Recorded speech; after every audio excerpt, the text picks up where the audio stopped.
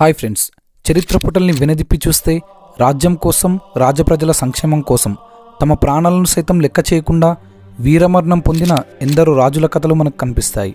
అయితే పూర్వం భారతదేశ ప్రజలను పాలించిన రాజులంతా ఇటువంటి మహావీరులే అని కూడా చెప్పలేం. ఎందుకంటే ఒకవైపు కొంతమంది రాజులు తమ రాజ్యాన్ని సమగ్రంగా పరిపాలించడంపై దృష్టి సారిస్తే, మరికొంతమంది మాత్రం తమ స్వార్థంతో విచ్చలవిడి విలాసాలు జరుపుతూ కామ, క్రోధ, అహంకారాలకు ప్రతీకగా నిలిచారు. అయితే నేను మీకు ఈ వీడియోలో ప్రజలను పట్టించుకోకుండా ఎప్పుడూ మత్తులో తేలుతూ శృంగార బానిసలుగా మారిన కొంతమంది రాజుల గురించి చెప్పబోతున్నాను. కావున వీడియోను లాస్ట్ వరకు ఎక్కడ స్కిప్ చేయకుండా చూడండి. ఫ్రెండ్స్, ఇక్కడ నాదో చిన్న రిక్వెస్ట్, వీడియోను లాస్ట్ వరకు చూసి నచ్చితే ఒక లైక్ చేయండి చాలు. Number 7, Patiala king Bhupendra Singh. చరిత్రకారుల ప్రకారం చెప్పబడింది ఏంటంటే, భూపేంద్ర సింగ్ అందమైన అమ్మాయిలతో ఎక్కువ సమయం గడిపేందుకు ఇష్టపడేవాడట. అందమైన అమ్మాయిలు మరియు శృంగారం మొదలైనవి భూపేంద్ర సింగ్ యొక్క బలహీనత. అయితే 38 సంవత్సరాల పాటు పటియాలా రాజ్యంపై రాజ్యమేలిన భూపేంద్ర సింగ్ మొత్తం 5 పెళ్లిళ్లు చేసుకున్నారు. మరియు ఒక అంచనా ప్రకారం ఆయన వద్ద 350 కంటే ఎక్కువ మంది ఉంపుడు గత్తెలు ఉండేవారట. Bhupendra Singh French beauticians, Indian plastic surgeons, perfumers, fashion designers మొదలైన వారి సహాయంతో తన ఉంపుడు గత్తెలను తనకు నచ్చినట్టుగా అలంకరించుకునేవాడు.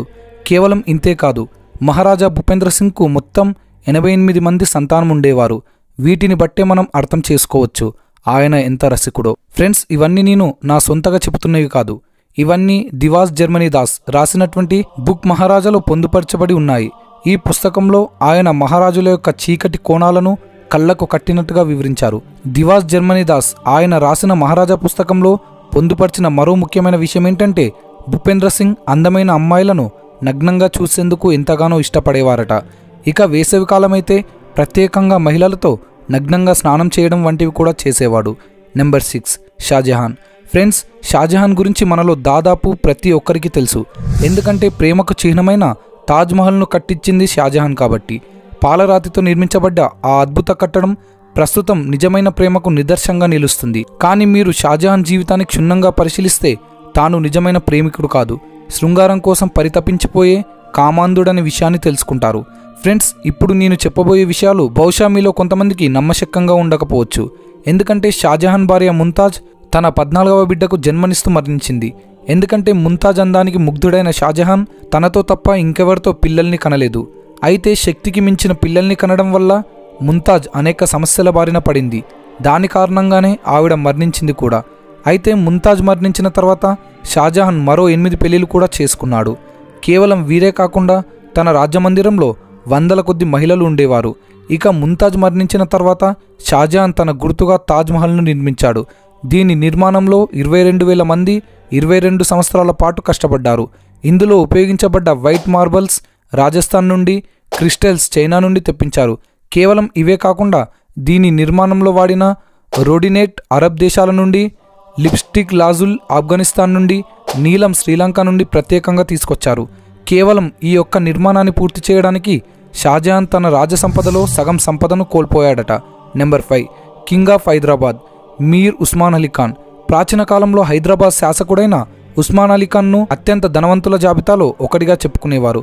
తన శాసన కాలంలో ఆయన 185 క్యారెట్ల డైమండ్ను తన టేబుల్పై పేపర్ వెయిట్లా ఉపయోగించేవాడట. దీన్ని బట్టి మనం అర్థం చేసుకోవచ్చు ఆ కాలంలో ఉస్మాన్ అలీ ఖాన్ ఎంత ధనవంతుడో. ప్రపంచంలోనే 5వ అతిపెద్ద డైమండ్గా పేరుగాచిన ఆ డైమండ్ను ఆస్ట్రిచ్ గుడ్డంత పరిమాణంలో ఉండేది. ఈ విధంగా నిజాం నవాబు దగ్గర ఎన్నో ప్రత్యేకమైన వస్తువులుండేవి. కానీ వాటన్నిటికంటే ముఖ్యమైన విషయం ఏంటంటే, ఉస్మాన్ అలీ ఖాన్ 22 ఏండ్ల వయసులో మొదటిసారి పెళ్లి చేసుకున్నాడు. అప్పుడు 128 కేజీల బంగారాన్ని తన భార్యకు బహుమతిగా ఇచ్చాడు. నిజానికి చెప్పాలంటే ఆయన ఎన్ని పెళ్లిళ్లు చేసుకున్నారు అన్న దాని గురించి చెప్పడం చాలా కష్టం. కానీ ఆయనకు 20 కంటే ఎక్కువ మంది సంతానం ఉండేవారు.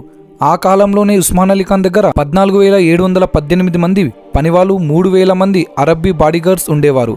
కేవలం ఆయన మహల్లో ఉండేటటువంటి శాన్లియాని శుభ్రం చేయడానికి 38 మంది పనివాళ్ళు ఉండేవారట. వీటన్నిటితో పాటు ఆ కాలంలో నిజాం నవాబు నీతి నిజాయితీగా ఉండేవాడు. దాంతో ఆయన మరణించినప్పుడు అంతిమయాత్రలో 10 లక్షల కంటే ఎక్కువ మంది హాజరయ్యారు. నెంబర్ 4, జైపూర్ మహారాణి గాయత్రీదేవి. గాయత్రీదేవి 1919 మే 23న లండన్లో జన్మించారు. ఈమె తండ్రి జితేంద్ర నారాయణ్ కూచ్ బిహార్ మహారాజు. అయితే గాయత్రీదేవి ఎంతో అందమైన సువిశాలమైన రాజమందిరంలో పెరిగినట్లు చెప్పుకుంటారు. ఈమె ఉండే మహల్లో 5,000 కంటే ఎక్కువ మంది పనివాళ్ళు ఉండేవారు. గాయత్రీదేవికి కార్లన్నా వేట అన్నా చాలా ఆసక్తి. ఆవిడ 12 ఏళ్ల వయసులోనే మొట్టమొదటిసారిగా చిరుతపులిని వేటాడింది. గాయత్రీదేవి కేవలం ఒక మంచి వేటగత్తె మాత్రమే కాదు, గుర్రపు సవారీ కూడా ఎంతో అద్భుతంగా చేయగలదు. కార్లు అంటే ఎంతగానో ఇష్టపడే గాయత్రీదేవికి మర్సిడీస్ వంటి కార్లతో పాటు ఒక సొంత విమానం కూడా కలిగి ఉండేది. అయితే 1940లో నవాయి మాన్సింగ్ రెండుతో వివాహం జరిగింది. దాంతో వివాహ తదనంతరం ఈమె జైపూర్ 3వ మహారాణి అయ్యారు. కాగా భర్త మరియు కుమారుడి మరణం ఈమెను ఎంతో కృంగజేశాయి. Number 3 queen of Cooch Behar Indira Devi. Baroda కుటుంబంలో జన్మించిన ఇందిరాదేవి జీవితం ఎన్నో ఒడిదుడుకులతో సాగింది. మొదట్లో ఇందిరాదేవి వివాహం గ్వాలియర్ రాజకుమారుడైన మాధవరావు స్కిండియాతో నిర్ణయించారు. కానీ ఆవిడ కుచ్ బిహార్ మహారాజు జితేంద్రను ప్రేమించి పెళ్లి చేసుకుంది.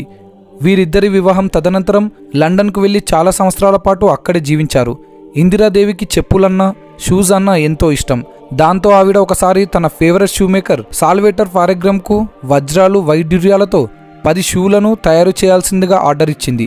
Number 2 sir Mohammad Rasul Khan, Nawab of Junagadh. చరిత్రకారుల ప్రకారం చూసుకుంటే జునాగఢ్ చక్రవర్తి రసూల్ ఖాన్ వద్ద 800 కుక్కలుండేవి. అయితే ఆయన ఆ 800 కుక్కలకు సెపరేట్ రూమ్స్ అండ్ పర్సనల్ సర్వెంట్స్ను నియమించారు. కేవలం చిన్న చిన్న రోగాలకే మనుషులు చనిపోయే ఆ రోజుల్లో కుక్కలకు ఆరోగ్యం బాలేనప్పుడు వాటిని బ్రిటిష్ యానిమల్ హాస్పిటల్కు తీసుకెళ్లేవారు. ఒకవేళ ఏదైనా ఒక కుక్క చనిపోతే దానికోసం మౌనం పాటించేవారు. ఇంతేకాకుండా ఈయన 20 లక్షలు ఖర్చు పెట్టి 2 కుక్కలకు వివాహం చేశారు మరియు వివాహం చేసిన రోజును స్టేట్ హాలిడేగా కూడా డిక్లేర్ చేశారు. Number 1 Maharaj Kishan Singh, king of Bharatpur. Junagadh మహారాజులాగే కిషన్ సింగ్ సైతం చిత్ర విచిత్రమైన కోరికల వల్ల ప్రసిద్ధిగాచాడు. కిషన్ కి ఒకరిద్దరు కాకుండా ఏకంగా 40 మంది మహారాణులు ఉండేవారు. ఫ్రెండ్స్, కిషన్ సింగ్ విలాసాల గురించి తెలిస్తే మీరంతా ఆశ్చర్యపోతారని చెప్పాలి. దివాస్ జర్మనీదాస్ రచించిన పుస్తకంలో ఈయన చరిత్ర ఎంతో క్లుప్తంగా వివరించబడింది. కిషన్ ఒక మంచి ఈతగాడు.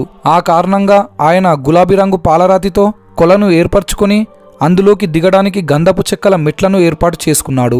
అయితే రాజు కొలనులోకి దిగుతున్నప్పుడు స్త్రీలంతా వివస్త్రాలతో మెట్ల మీద నిలబడి ఉండేవారు మరియు రాణులంతా కొవ్వొత్తులు పట్టుకుని నాట్యం చేసేవారు. ఎవరి దీపం ఎక్కువసేపు వెలుగుతుందో ఆ రాత్రికి రాజు వారితో గడిపేవారు.